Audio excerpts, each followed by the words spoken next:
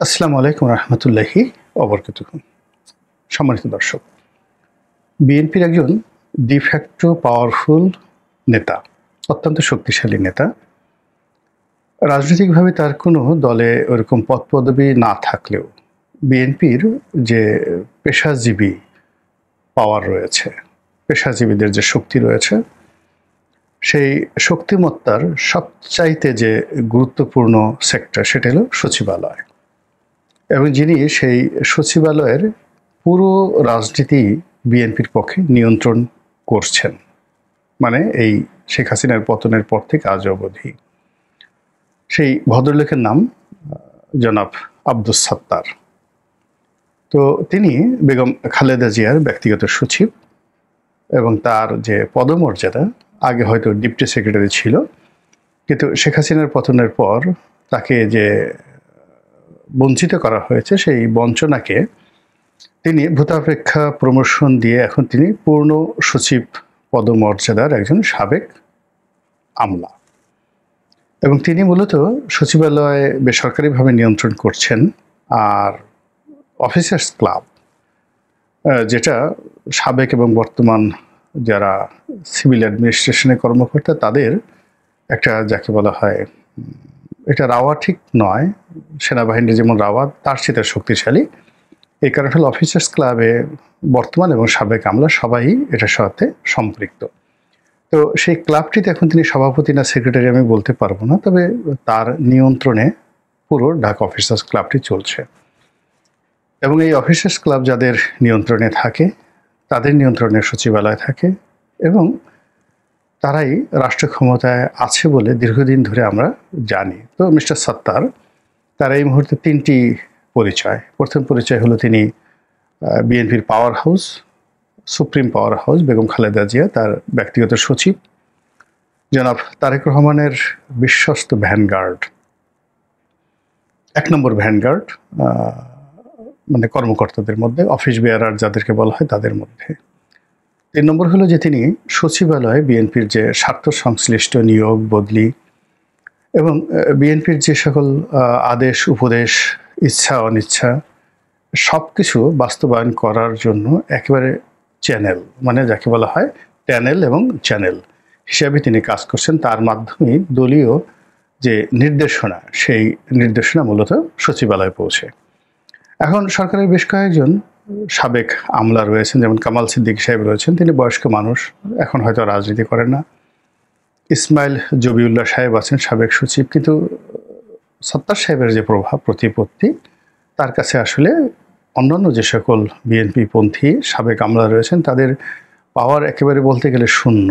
তো সেই মানুষটিকে জনাব আব্দুস সাত্তার, তিনি অতি সম্প্রতি সরকারের 8 জন উপদেষ্টা, বর্তমান সরকারের 8 জন উপদেষ্টা একেবারে ক্লিয়ারলি মেনশন করে তিনি বলেছেন যে এই 8 জন উপদেষ্টা গুরুতর, ভয়ঙ্কর দুর্নীতির সঙ্গে জড়িত এবং এ সকল জড়িত দুর্নীতির ব্যাপারে তথ্য উপাত্ত এবং প্রমাণপত্র তার কাছে রয়েছে। এই কথাগুলো তিনি একটি অনুষ্ঠানে বলেছেন এবং স্পষ্টতই সে সকল উপদেষ্টাদেরকে তিনি হুমকি দিয়ে বলেছেন।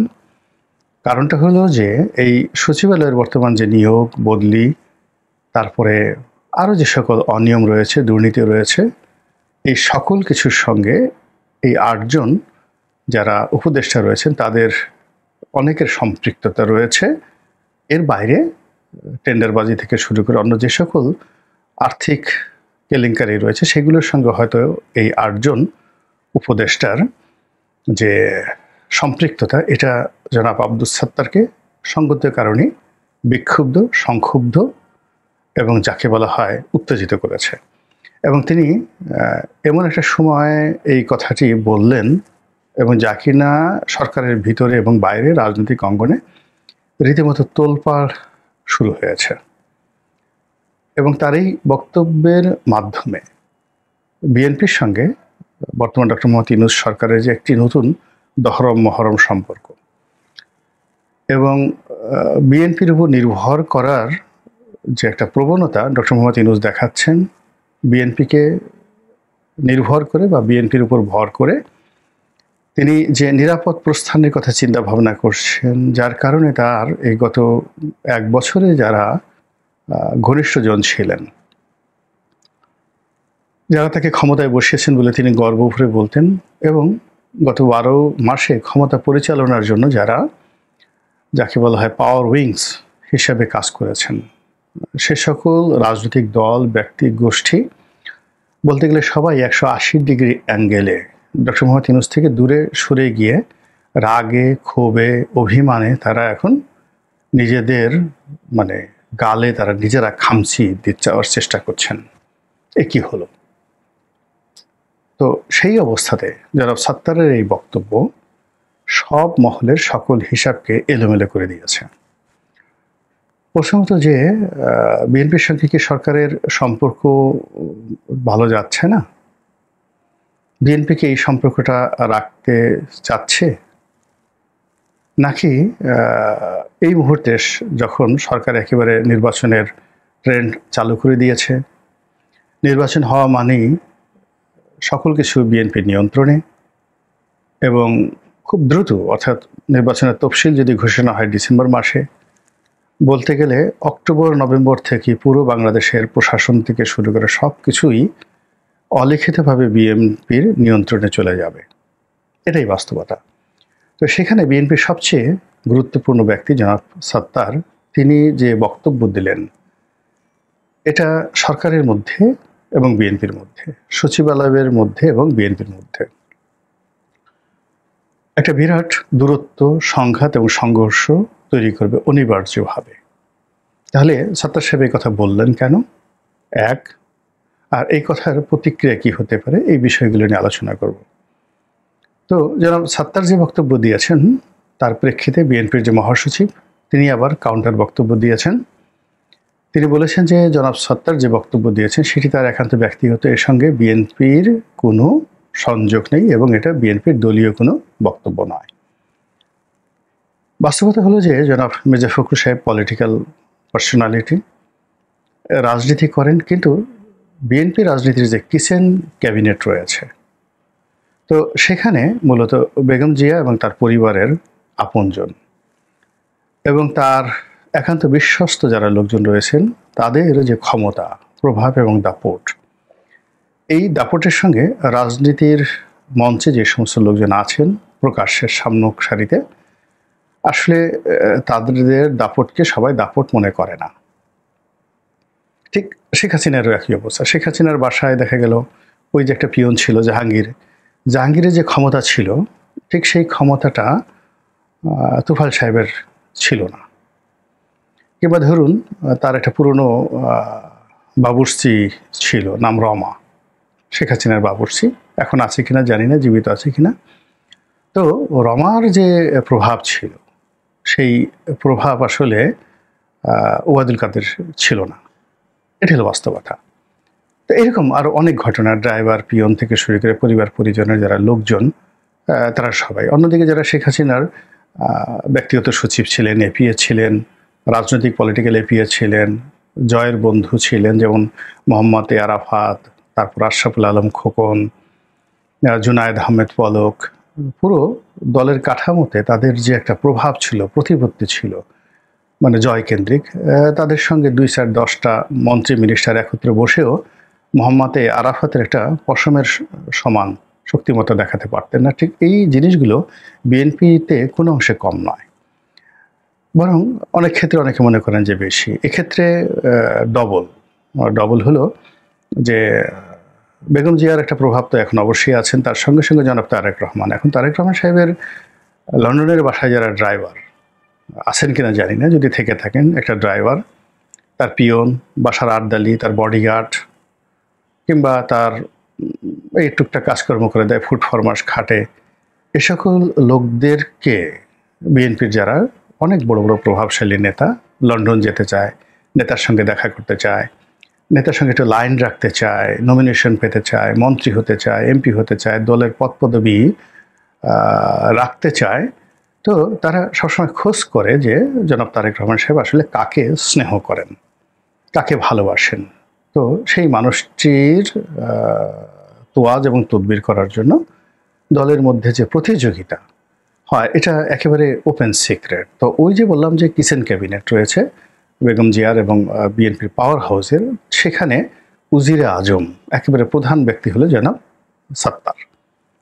ওনার সাথে বড় উজিরে আজম আর বিএনপির মধ্যে নেই। তো সেই মানুষটি যখন কথা বলেছেন সেই কথার একটা ওয়েট আছে, গুরুত্ব আছে, এবং এই কথার অনেক এটা তারেক রহমান সাহেব জানুন বা না জানুন, তারপরে বেগম জিয়া জানেন বা না জানেন, বা এর সঙ্গে বিএনপির কোনো সম্পর্ক থাকুক বা না থাকুক, ডাজ নট ম্যাটার। আজকের দিন পর্যন্ত জনাব সাত্তারের যে প্রভাব প্রতিপত্তি, ক্ষমতা দাপট, ফলে তার বক্তব্য এতটা গুরুত্বপূর্ণ যে বিএনপির যে কোনো নেতা সমস্বরে 100 বার বললে যা হবে, সাত্তার সাহেব একবার বললে সেটার গুরুত্ব যারা জানেন বিএনপি রাজনীতি তাদের কাছে ওইরকমই মনে হয়। আমরা যারা বাইরে আছি আমরা ওইরকমই মনে করি।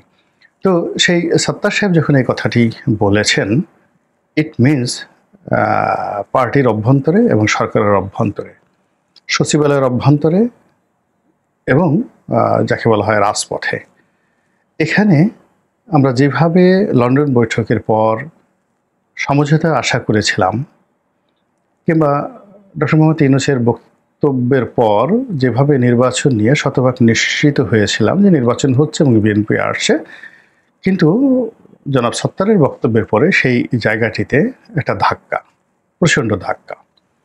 এখন সেই ধাক্কা কী জন্য হতে পারে? হতে পারে যে সামনে যে ডিসি মনোনয়ন হবে, এসপি মনোনয়ন হবে। এখন এটা বলা হচ্ছে অবচয়ন পদ্ধতিতে বা লটারির ভিত্তিতে হবে, কিন্তু বাস্তবে সেটা লটারি না, কিসে হবে? এখানে বিএনপি সঙ্গতের কারণেই চাইবে যে জামাতের লোক, এনসিপির লোক সেখানে না আসুক, তাদের লোক আসুক, আর যদি তাদের লোক নাও আসে সেক্ষেত্রে ফেয়ার অ্যান্ড নিউট্রাল হোক। আমি যদি একেবারে কোনো রকম যাকে বলা হয় এখানে নেতিবাচক কিছু না দেখেও কথা চিন্তা করি, এরকমই। তো সেক্ষেত্রে যদি সরকারের কোনো প্ল্যান থাকে, জামাতের কোনো প্ল্যান থাকে, এনসিপির কোনো প্ল্যান থাকে, এটি মির্জা ফখরুল সাহেবের চাইতে সাত্তার সাহেব বেশি বুঝবেন, বা অন্য যে কোনো নেতা মির্জা আব্বাস থেকে শুরু করে ডক্টর মঈন খান, তাদের চাইতে মূলত এই অফিসার্স ক্লাব কেন্দ্রিক যে বিএনপির নিউক্লিয়াসটি রয়েছে সেই নিউক্লিয়াস বেশি বুঝবেন। আর সেই বেশি বোঝার কারণে তিনি যদি এই কথাটা বলে থাকেন, তাহলে সামনের যে ঐক্য, সেই ঐক্য আর থাকছে না, এবং নির্বাচনটা আসলে আমরা যেভাবে আশা করছি ওইভাবে হচ্ছে না। এটি গেল এক। 2 নম্বর হলো যে সাত্তার সাহেব যদি নিজস্ব স্বার্থ সংশ্লিষ্ট বিষয়ে পার্টির যে মতাদর্শ, ভাবাদর্শ, এইগুলো বাদ দিয়ে কেবলই মাত্র তার ব্যক্তিগত স্বার্থ, এবং তিনি যে কমিউনিটিটা লিড করেন, অফিসার্স ক্লাব এবং সাবেক কর্মকর্তা এবং বর্তমান কর্মকর্তাদের নিয়োগ বদলির যে বিষয়গুলো তিনি তদারক করেন, তো এখানে যদি স্বার্থ সংঘাতে তিনি নিজে লাভবান হওয়ার জন্য, বা তার বন্ধুবান্ধব, আত্মীয় স্বজন, তার সহকর্মী, তার সহযোদ্ধা, তার তাবেদার, তাদেরকে লাভবান করানোর জন্য বিএনপির প্ল্যাটফর্মকে ব্যবহার করে তিনি এই বক্তব্য দিয়ে থাকেন, ওটা বিএনপির জন্য মারাত্মক বিপর্যয় সৃষ্টি করবে যদি তার বিরুদ্ধে বিএনপি খুব রাস্টিক অ্যাকশন না নেয় এবং দৃশ্যমান যদি কঠোর সিদ্ধান্ত তার বিরুদ্ধে না হয়, তাহলে সেক্ষেত্রে পুরো সচিবালয়, পুরো সরকার, পুরো উপদেষ্টা মণ্ডলী থেকে শুরু করে সবাই এমনভাবে বিগড়ে যাবে যে ডক্টর মোহাম্মদ ইউনূস 1 কোটিবার চেষ্টা করেও লন্ডন বৈঠকের যে ঐক্যমত, সেই ঐক্যমতটি বাস্তবায়ন করতে পারবেন না নির্বাচনের মাধ্যমে। এর কারণ হলো যে 8 জন উপদেষ্টাকে টার্গেট করা হয়েছে বা বলা হয়েছে, উনি নাম বলেননি, কিন্তু লোকজন মোটামুটি নিজেরা একটা যাকে বলা হয় প্রেডিকশন তারা করে ফেলেছেন। তো সেই উপদেষ্টা, সেই উপদেষ্টার সঙ্গে সম্পৃক্ত ধরুন 8টি মন্ত্রণালয়ের সচিব, এডিশনাল সচিব এবং তাদের যারা সহযোগী যদি ধরেন, সব মিলিয়ে ধরেন খুব প্রভাবশালী 100 জনের একটা নিউক্লিয়াস বা সিন্ডিকেট এই মুহূর্তে সাত্তার সাহেবের বিরুদ্ধে চলে গেছে এবং একই সঙ্গে বিএনপির বিরুদ্ধে চলে গেছে, এবং তারা তারেক রহমান সাহেব সম্পর্কে এই মুহূর্তে ভয়ঙ্কর মনোভাব ধারণ করছেন যে কোনো কারণে যদি বিএনপি ক্ষমতায় আসে তাহলে আমাদের এই পুরো সিন্ডিকেটের পিঠের চামড়া থাকবে না। কাজেই এটা মির্জা ফখরুল সাহেবের একটা বিবৃতিতে কাজ হবে না। এখানে সাত্তার সাহেবকে ওন করতে হবে।